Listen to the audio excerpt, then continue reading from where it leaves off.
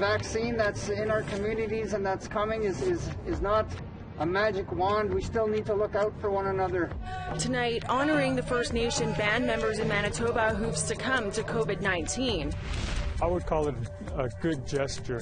Getting their fair share of the economic pie, the Yukon government levels the playing field for First Nation entrepreneurship. We thank the governments for this initiative because it allows, our people to come off the streets and find affordable homes in which they can live in and call themselves a place to reside in, a place to have positive self-esteem established. And governments redouble their efforts to get roofs over the heads of homeless in Alberta.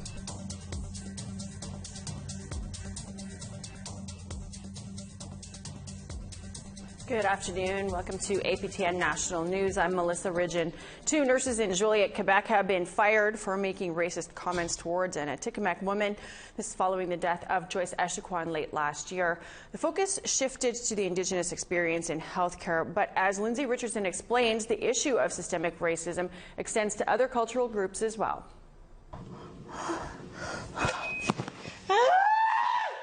After Joyce Echaquan died in agony last September, Quebec said a similar incident couldn't and wouldn't happen again. But for the Atikamekw Nation, the allegations of racism leveled against healthcare staff keep piling on. Le gouvernement du Québec est fautif. Son système de santé publique est fautif en rapport aux minorités culturelles. First was Echaquan's death at Joliet Hospital, when a live stream captured caregivers hurling racial slurs. Then there was Georges Hervé Awashish, a man from Apitsawan who died at Chicoutimi Hospital days after alleging he overheard nurses ridiculing the Echaquan case while threatening his life. And now there's Jocelyn Ottawa's allegations of mistreatment at a public clinic also in Joliet. Totally unacceptable, inhumane, I would say. It's like adding insult to injury. AFNQL Regional Chief Ghislain Picard posted about the incident over the weekend. Jocelyn Ottawa hails from Manawan, the same community as Joyce Echaquan. On Friday, she sought treatment at a Joliet clinic, and according to Picard, quote, she was the subject of intimidation, mockery, and harassment. The staff from the clinic saw her name and told her, I think we'll just call you Joyce. C'est inacceptable de faire des commentaires dégradants de même envers des patients autochtones. C'est juste, c'est du racisme, c'est la discrimination systémique pure et simple. The regional health authority overseeing the Joliet clinic confirmed Tuesday the nurses in question were fired. In a statement, Quebec's Indigenous Affairs Ministry said, quote, this shocking event is a reminder of the importance of concrete cultural security measures so we can offer the Atikamekw community of Manawan equitable access, free of discrimination, to services. But the problems in healthcare are widespread in Quebec. S'il vous plaît, aidez-moi. Please help me, pleaded Mireille Jomwo, a refugee from Cameroon, in a video live-streamed last week from a hospital on the south shore of Montreal. In it, she claims she was purposely injected with medication she was allergic to. Ma bouche est paralysée, mes lèvres sont paralysées. Mon visage entier gonflé, mes yeux.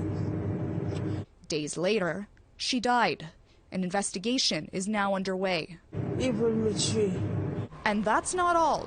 On Wednesday morning, La Presse reported an internal investigation is underway at the Saint-Eustache Hospital, following discovery of job postings seeking white applicants only. The same hospital drew fire in January after a Mohawk elder from Ganazadage was discharged, according to his wife, without clothes or a jacket. He had a soiled diaper and he had socks on. He had no clothes, nothing from Saint-Eustache Hospital, not even a blanket. For Flamand, there's little relief in Quebec's promise of more sensitivity workshops because the 2 fired clinic nurses had already taken them. C'est pas réaliste. La confiance n'est pas là. Les membres de la communauté n'ont pas confiance au système de la santé. As the complaints add up, Quebec continues to say it will fight racism, without acknowledging that the problem just might be systemic. Lindsay Richardson, APTN National News, Montreal. The Paktuti Inuit of Women of Canada launched an awareness campaign on Wednesday promoting the COVID-19 vaccine, as Inuit 18 and over will soon be eligible for the vaccination. The campaign is in response to misconceptions and fears of the healthcare system. Jimmy Pashigumskam explains. Historically, Paktuti Inuit Women of Canada President Rebecca Kudlu says Inuit have many reasons to be hesitant to get vaccinated. Some Inuit might be hesitant. It's the historic mistreatment that we received in when we had TB, or in the past, even in the present day systemic racism that Inuit experience in the healthcare system. But Paktuti says when it comes to COVID-19, it's time to toss those misgivings aside. This is their promotional video targeting Inuit youth.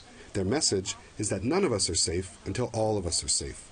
It features their spokesperson, Annie Buscemi, who is a popular social media personality and winner of Paktuti's 2020 Young Inuk Woman of the Year award. She promotes Inuit mental health and says vaccinations are extremely important. Today, I feel hopeful that there is now also a way for Inuit youth to be proud of our culture and to keep physically healthy too. That way is by getting the COVID-19 vaccine when it becomes available to you. Knowing that so many Inuit have a chance to get the COVID-19 vaccine makes me feel so grateful that by getting the vaccine, we can protect ourselves, protect our elders, and protect our whole community. Connie Sadul is the executive director of the Ako Civic Family Health Clinic in Ottawa, where they have inoculated over 1,000 Inuit in Ottawa to date.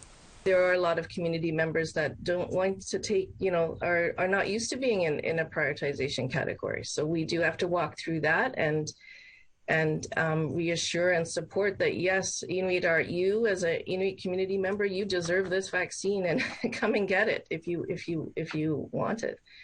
Jamie Pashigumskam, APTN National News, Ottawa. It's been a year since the pandemic locked down the world. The Prince Albert and Meadow Lake Tribal Councils hosted a massive online event this past weekend to lift some spirits. APTN's Priscilla Wolf has the story. I want to apologize to all the First Nations.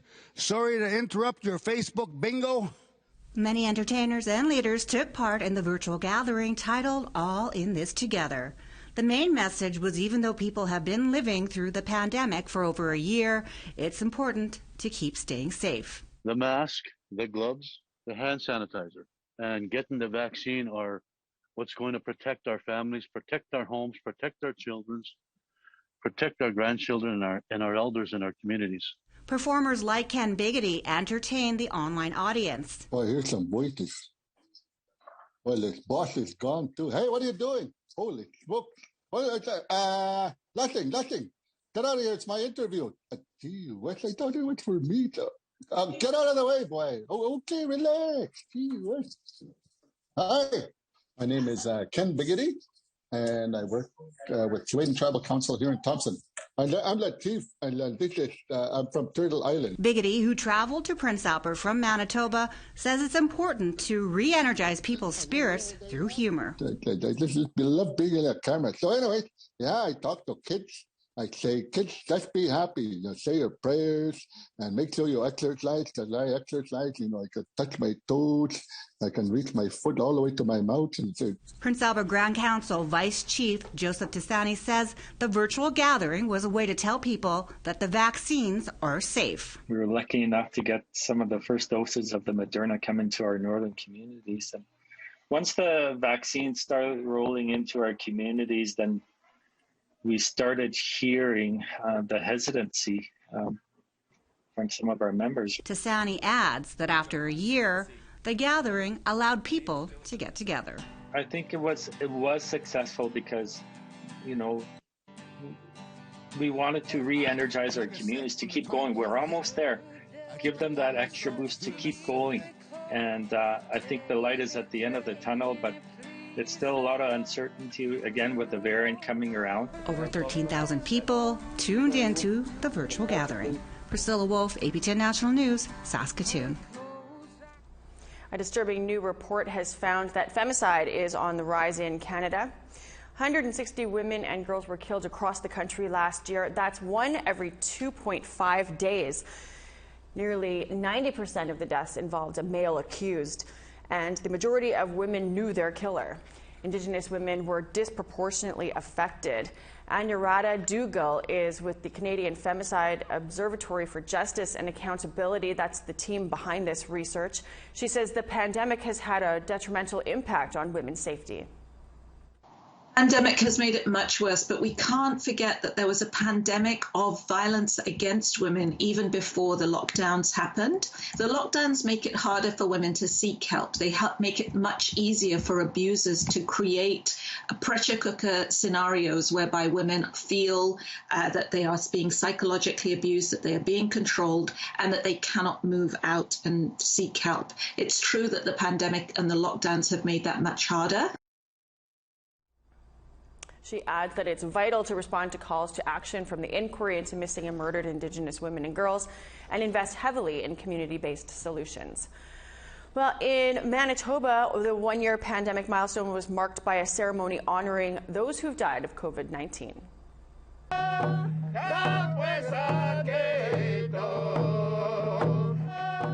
Grand Chief Arlen Dumas, along with other representatives from the Assembly of Manitoba Chiefs, came together in Winnipeg to sing honor songs. The event was streamed to a virtual audience. The day before, AMC lit candles for the 151 First Nations people who have died due to COVID-19. They represent 16% of the COVID-related deaths here in Manitoba.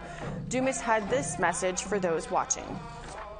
And although we've made some great successes and we've done some amazing things, we do have a light at the end of the tunnel. We still need to be vigilant. You know, the vaccine that's in our communities and that's coming is not a magic wand. We still need to look out for one another. We need to take a break, but when we come back, changes made to procurement practices in the Yukon, how they're expected to help First Nations entrepreneurs.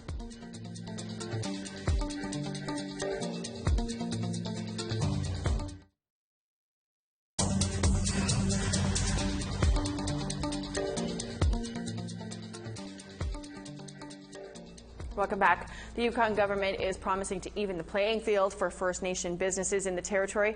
While many business owners say it's a move in the right direction, some contractors argue it gives First Nation competitors an unfair advantage. Here's APTN's Sarah Connors with that story. You bring money in, but the money goes out just as fast as it comes in, unfortunately. Dave Gattensby is a Carcross-Tagish First Nation contractor. He supports the territory's new procurement policy. I would call it a good gesture. The policy aims to give a competitive edge to First Nation businesses bidding on government contracts. Under the policy, contractors like him would receive advantages based on Yukon First Nation ownership. And at least 15% of all territorial government procurement contracts will go to Yukon First Nations businesses. Gattensby says it's a step towards reconciliation. It's good to see the government making that gesture and encouraging Indigenous people to become more self-employed and stuff like that, and for those reasons I'm for it. But the policy is not sitting well with some non-First Nations contractors. We certainly didn't recognize the need for this policy before it was announced. Clint Tykerobe says they weren't properly consulted by the government. Tykerobe says he's all for First Nations businesses getting ahead, but not at the expense of others. This policy aims to take from one group of people and give to another based on the color of their skin. And I have very serious concerns about that. He's also concerned about the policy's bid value reduction. That means if a First Nation-owned company bids $100,000 on a contract, their bid would be considered $85,000, but they would still be paid $100,000. So the bid value reduction is aimed at providing an advantage to my competitor, who I believe I compete fairly with. I think it's fair for all. Richard Mostyn is the minister in charge of the policy. He says all businesses can take advantage of incentives like hiring First Nation employees or subcontracting to First Nation businesses. He says ultimately the policy benefits everyone. Quite to the contrary to the assertion that you're drawing the community apart, I think you're actually drawing it together. I don't know if it's going to help them really get into businesses. Will Gattensby says things like the bid reduction value are a step in the right direction. He thinks supports like mentorship would be more practical for First Nations people like young contractors. I had a mentor who was there to help me and go through a lot of these challenges, like how do you actually bid on these jobs. If they got mentorship programs or if there's other supports in place, they are going to be able to take advantage of those bid reductions and stuff like that. The first phase of the policy is now in effect. More complicated issues like the bid value reduction won't be implemented until later this year. Sarah Connors, APTN National News, Whitehorse. The federal and Alberta governments announced $13 million for affordable housing in 4 communities in Alberta. APTN's Chris Stewart explains how that will help Indigenous families who are struggling. Federal Minister of Families, Children and Social Development, Ahmed Hussein, was part of a virtual announcement to announce help for Alberta Indigenous families struggling to find a home. The money for the grants will be split between the federal and Alberta governments. First Nation groups are providing additional funding and will be the owners of the housing units. 34 existing units in an Edmonton building and 12 units each in Calgary, Lac St. Anne, and Victor Lake will be built and made available for affordable housing. These projects located in North Edmonton, Calgary, Lac St. Anne, and Victor Lake will provide 70 units of affordable housing for Indigenous households. Cameron Alexis is the CEO of the Tribal Chiefs Ventures, Inc. The group will own the Edmonton building. He says more affordable housing is much needed. We visited the downtown core of Edmonton, and it's really painful to see our people on the streets. And when we saw that, the chiefs of TCBI signaled that we have to do something. And collectively, we worked hard with the respective governments to do our part. We want to congratulate the other 3 brothers and sisters as well who have received funding. The Calgary location will be owned by the Aboriginal Friendship Centre of Calgary, the Lac St. Anne Métis Community Association, and the Victor Lake Cooperative, and the Evergreens Foundation will own their locations. The government say 100 jobs will be created, including construction and site management. And I really thank the governments for this initiative because it allows, our people to come off the streets and find affordable homes in which they can live in and call themselves a place to reside in, a place to have positive self-esteem established. The Edmonton location could be ready for tenants this fall. Minister Hussein also announced that there will be $17.9 million for the construction of 130 affordable housing units for the general Edmonton population. Chris Stewart, APTN National News, Edmonton. Time for another break, but still ahead, highlights from an all-sports edition of APTN in Focus, including NHL's Ted Nolan. Stay with us.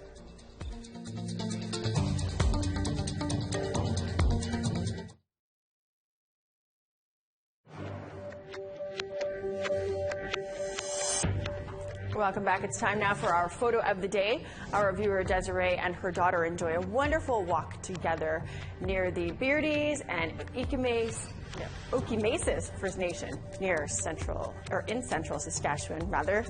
It's a nice big blue sky there. Looks like some fun. You can keep those pictures coming. Send them to us. Share at aptn.ca for the chance to be featured as our next photo of the day. Time now for a look at tomorrow's weather. Off to the east coast, we got 2 and some snow for St. John, 6 and cloud for Halifax.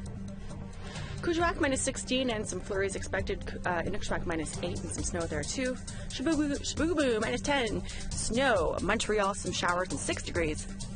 Ottawa cloud, maybe some flurries, 5 degrees. North Bay 0 and snow there.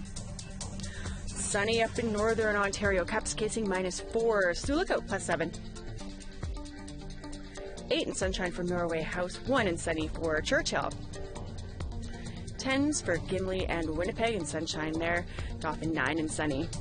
Sun continues for southern Saskatchewan, 5 in Yorkton, 8 in Regina, 6 in Saskatoon. 10 in Buffalo Narrows, 7 up in Stony Rapids. Sunshine 2 for northern Alberta, 8 in High Level, 12 for Fort McMurray. 14 in sunshine for Edmonton, 16 down in Medicine Hat. Cloud and maybe some rain in Kamloops, sunshine in 11 in Quesnel, cloud in Bella Coola. -3, and some snow for Dease Lake. 7 in Smithers, and looks like some showers there. -11 in snow for Dawson City. Old Crow sunshine, -19. Waukegan, -8, and some cloud. Snow, -17 for Norman Wells. Inuvik, -22, and some flurries there. Paulatuck, sunshine, -23. Baker Lake and Chesterfield, they're going to get some snow, -14. New Yacht, -22. Joe Haven, -27, and clear skies. Igloolik, -28. Pangertung, sunshine, -24.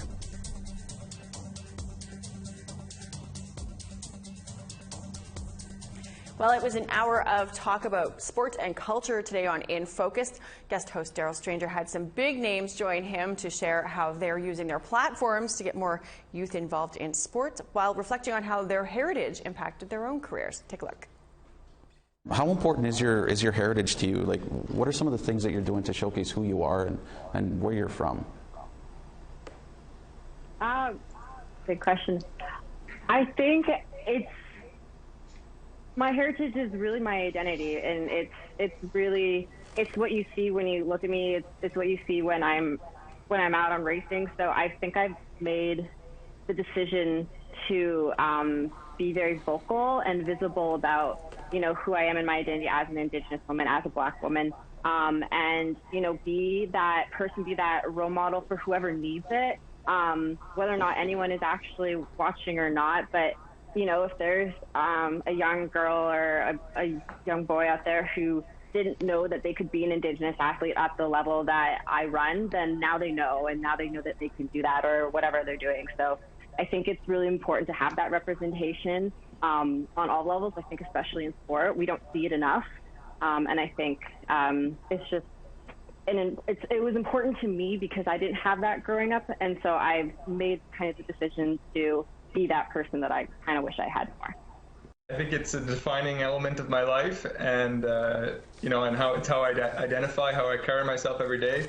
But it's also what motivates me to provide opportunities for Indigenous youth, for Métis youth, and just to it gets me up in the morning, and I feel responsible to create opportunities for Indigenous people. Right now I'm going around to some Native villages and Native reses and teaching self-defense and anti-bullying for children, self-defense for women. Could be for, a co-ed, but that's what originally drew me into my fighting career. Then I want to be able to share that with everyone. And I know my Navajo Nation, on the Navajo Reservation, we got hit pretty hard with COVID, so just keeping morale up is going to be a task in itself, and being able to bring the community together so that we can unify once again and overcome another hardship. It's not impossible. It's something that we've always done. It was a fascinating show. You can find that episode of In Focus on our website, aptnnews.ca. You can also watch it on our Facebook page, where it airs live every Wednesday at 3 p.m. Eastern. Today's show is still on there, so you can go and watch right now. We are all out of time for your midweek news. I'm Melissa Ridgen. Thanks for joining us. Have a great night.